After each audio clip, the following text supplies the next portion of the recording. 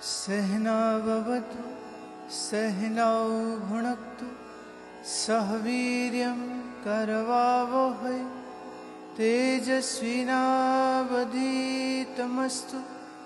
मा विद्विषावहै। ओ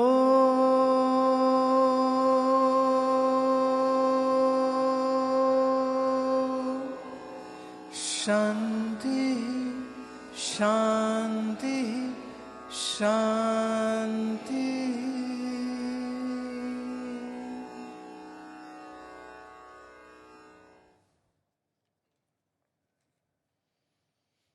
आपके भेजे हुए बहुत सारे पत्र प्रश्न सब लेते।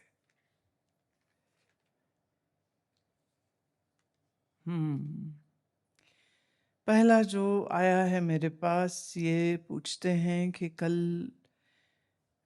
2 दिन पहले जो विमान दुर्घटनाग्रस्त हुआ जिसमें सवार सभी लोग की मृत्यु हुई एक जैसे, ऐसा कर्म क्या था कि सब एक साथ और एक ही तरह से इस भयानक मौत का शिकार हुए। जब इस तरह की कोई भीषण घटना घटती है तो ये प्रश्न उठता ही है, पर थोड़ा इसको और विस्तार से देखना चाहिए कि एयर इंडिया के इस विमान में 242 लोग सवार थे, क्रू समेत। जहाज गिरता है, जलता है, टूटता है, पर उसका एक हिस्सा जिस पर एक व्यक्ति बैठा था, जो हिस्सा इमरजेंसी एग्जिट के पास था, 11A सीट नंबर, वो व्यक्ति सकुशल अपने आप को जमीन पर पाता है और अपनी सीट बेल्ट खोल के चल के, हाथ में उसका बोर्डिंग कार्ड है, वो निकल आता है और उन 242 व्यक्तियों में से एक व्यक्ति सकुशल प्राणवान। थोड़ा हैरान, थोड़ा परेशान कि ये हुआ क्या, कि लगा कि शायद मैं भी मर गया, लेकिन वो तो जिंदा था और वो चल के गया। हैरत की बात दूसरी आती है कि उस विमान का एक टुकड़ा मेडिकल कॉलेज के हॉस्टल पे जा गिरता है। नीट के मुश्किल एग्जाम को पास करके बमुश्किल MBBS में सीट पाके गवर्नमेंट कॉलेज में अपनी MBBS करने वाले वो बच्चों का हॉस्टल, और उस हॉस्टल में कोई खाना खा रहा है, कोई सो रहा है, कोई बैठ रहा है, और जहाज का एक टुकड़ा वहां जाता है और वो अपने उस हॉस्टल में ही मारे जाते हैं। पार कोई चाय के टपरी पे चाय बेचता है, वो चाय बेचते मरा। कोई ठीक उससे थोड़ी देर पहले कुछ काम करने को थोड़ा दूर चला गया, वापस आया तो वहां सब जल चुका है, बिल्डिंगें लग गई आग। अब ये जो जो हॉस्टल के बच्चे थे, इन न तो ये जहाज में चढ़े, ना इनने टिकट कराई, ना ये लंदन जा रहे थे। ये अपने हॉस्टल में हैं, पढ़ाई कर रहे हैं, खाना खा रहे हैं, सो रहे, आराम कर रहे हैं, अब वो वहीं मरते। अब वो पूरी बिल्डिंग में आग लगती है। निश्चित रूप से ये चौंका देता। अब बहुत लोग हैं जिनको ये लगा कि एयर इंडिया के जहाज ही अच्छे नहीं होते, अब हम उस जहाज में नहीं जाएंगे। किसी ने कहा बोइंग कंपनी खराब है जिसका जहाज ठीक नहीं था। और याद रहे कि पूरी दुनिया में जिस कंपनी के जहाज सबसे ज्यादा उड़ते हैं सब एयरलाइंस के द्वारा, वो सबसे बड़ी कंपनी बोइंग ही है। तो क्या अब दुनिया भर के लोग बोइंग जहाज से जाना बंद कर देंगे? अच्छा, आप जहाज से जाना बंद कर दो, आप कोई फ्लाइट ना लो, या आप कोई और एयरलाइन ले लो, तो जो दूसरी एयरलाइन है क्या वो किसी इंजन के साथ नहीं उड़ती है? क्या उसमें कंप्यूटराइज सिस्टम नहीं है? क्या उसका इलेक्ट्रॉनिक सिस्टम फेल नहीं हो सकता? क्या उसका इंजन फेल नहीं हो सकता?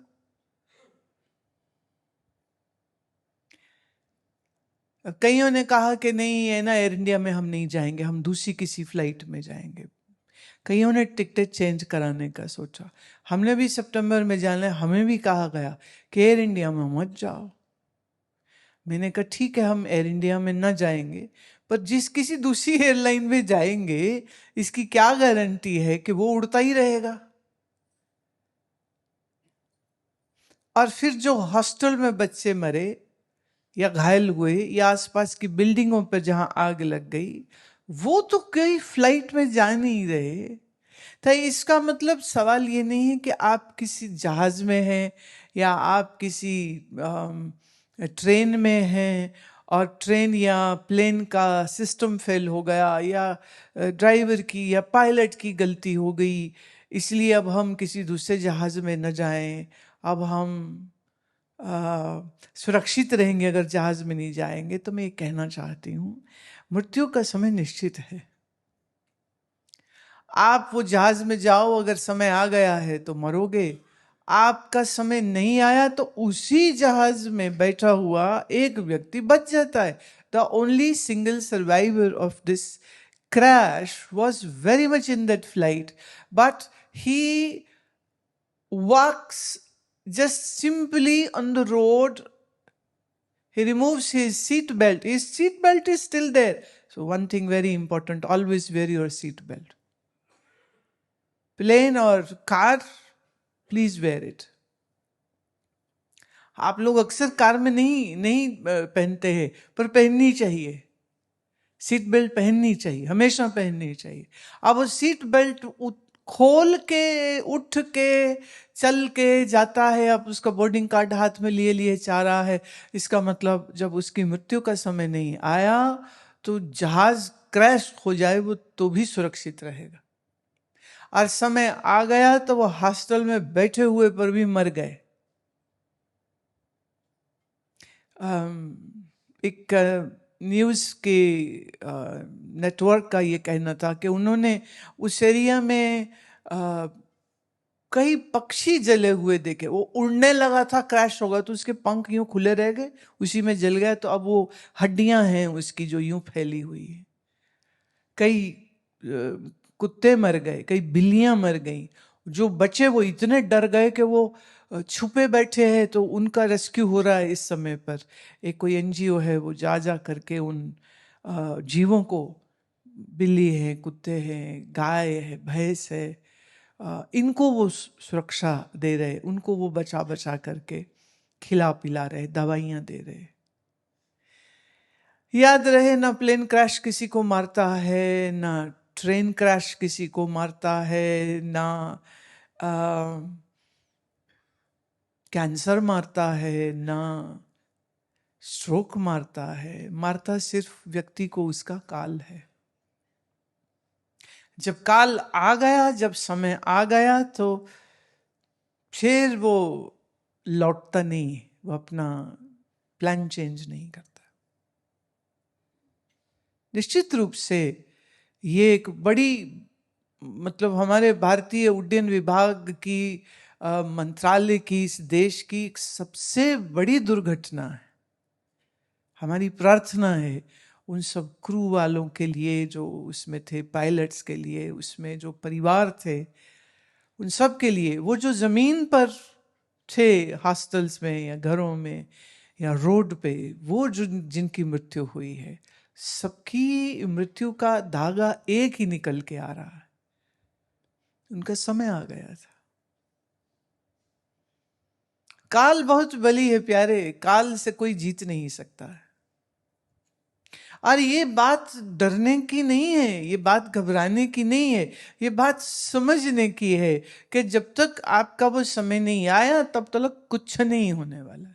तो फिर डर का कोई कारण नहीं बचता। अगर इस दुर्घटना को आप ठीक से समझेंगे तो आपके मन से पूर्णतः भय चला जाएगा। भय रह नहीं सकता। कैसे रखेंगे भय? याद रखिएगा उस व्यक्ति को जो प्लेन क्रैश होता है, 3 टुकड़ों में टूटता है, लेकिन जिस हिस्से में वो बैठा था उतना हिस्सा कट के जमीन पर गिरता है और कोई हड्डी नहीं टूटी, कोई स्क्रैच नहीं आया। थोड़ा बहुत फिजिकल, ऑफ कोर्स जब टूटा होगा वो जहाज तो उस टूटने में कुछ टुकड़े उसके जरूर लगे होंगे। तो आँख पर, उसकी बाईं आँख पर कुछ सूजन थी, कुछ छोटे मोटे, लेकिन ऐसा नहीं कि कोई हड्डी टूट गई हो, ऐसा भी नहीं हुआ। शॉक में है, हैरानी में है कि मैं कैसे बच गए। सो मृत्यु का समय निश्चित है, इसलिए निश्चिंत होकर के जियो। जब मरोगे एक ही बार मरोगे, 2 बार तो मरोगे नहीं। पर अपने अज्ञान से, अपने डर से आप हर पल, हर घड़ी मर सकते हो। हाय मर न जाए, हाय मर न जाए, हाय मर न जाए।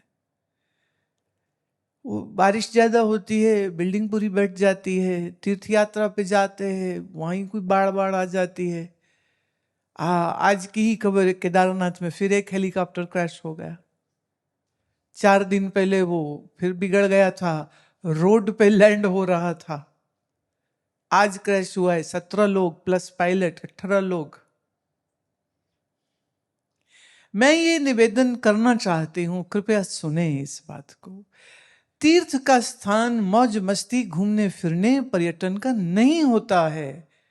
इस लिहाज से किसी तीर्थ पर नहीं जाना चाहिए। फेसबुक में फोटो खींच के डालेंगे इसलिए नहीं जाना चाहिए।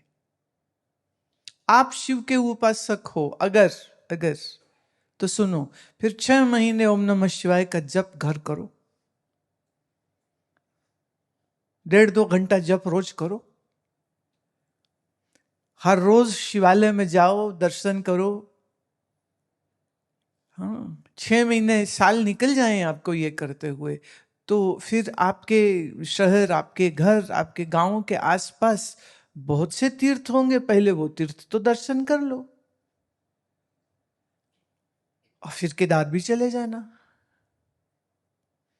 मैं निवेदन कर रही हूं इसको। अगर कोई कम बुद्धि लगा के अन्यथा लेना चाहे तो अलग बात है, लेकिन सत्य यह है, इस समय पर जितनी भारी जनता पहाड़ पर जा रही है तीर्थ के लिए या घूमने के लिए भी जा रही है, वहां पहाड़ों का बहुत नुकसान हो रहा है। जैसे मनाली शहर छोटा सा है, छोटा सा है, कुल्लू छोटा सा है, वही इतने लोगों का लोड कैसे लेगा? उतना कचरा, उतना गार्बेज, गार्बेज मेंटेनेंस कुछ है नहीं। कोई सीरियस बीमारी, कोई अटैक हो गया तो बड़े हॉस्पिटल वहां पर है नहीं।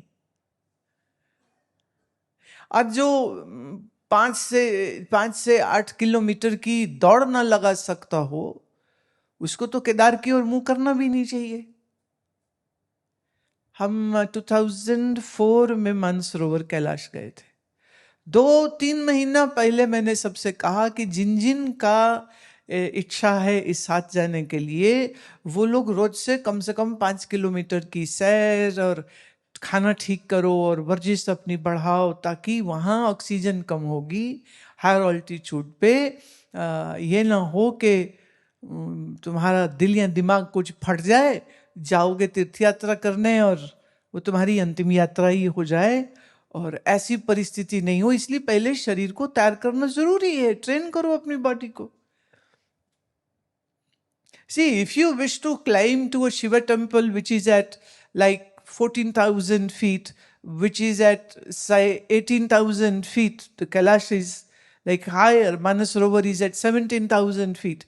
So you need to train your body so that your lungs have such a huge capacity that when the oxygen will be thinner and the altitude will be this higher, you don't have any stroke happening, you don't have any thrombosis happening, you don't have some health scare. We need to understand this. Where is the Shiva? Shiva is everywhere. So if you can bring a concentration, attention, and very conscious breathing, and you do your yogic sadhana, even in say Kolkata or Bombay or Ahmedabad or Chennai or any place in the world, from Brooklyn to Timbuktu, if you do your sadhana properly, Shiva is right there where you are. And if you are not a good sadhak, a good spiritual practitioner, then you may go all the way to those great heights and still come back grumbling because of the crowd and because of the dhakka and the pushing around and no food and no place to live and this and that, and you'll be complaining. And if you go to a pilgrim place and do all this complaining and grumbling, Shastra says, scripture says, you are creating a sin.